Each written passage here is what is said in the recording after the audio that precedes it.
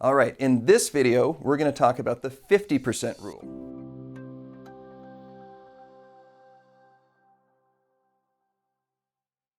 The 50% rule tells us that 50% of our gross rental income over time will be spent on operating expenses, excluding your mortgage costs. An example of operating expenses, that could be your taxes, your insurance, your association dues, your vacancy, your management fees, your repairs, things like your landscape expenses, and both your weekly lawn mowing as well as your irrigation repairs. All of those different things are samples of your operating expenses, and there's many more. Sometimes it's hard to believe that over time that it would actually add up to 50%, but I can tell you both from personal experience as well as the networking that I do with other investors that over time this rule truly holds its own. Certainly there's exceptions. If you're buying new construction and own it for 5 years, you really shouldn't be spending 50% of your income on operating expenses since it accounts for repairs. But over time, this rule will hold true. And if you shortcut it, you run the risk of really making a poor initial decision in the property you're purchasing when there are others out there that could serve you better. So let's take an example. Let's say that our rental income is $5,000 per month. 5,000 times 12, that's $60,000 per year. 50% of $60,000 tells us that we would have a net operating income of $30,000, or our $60,000 in gross rental income minus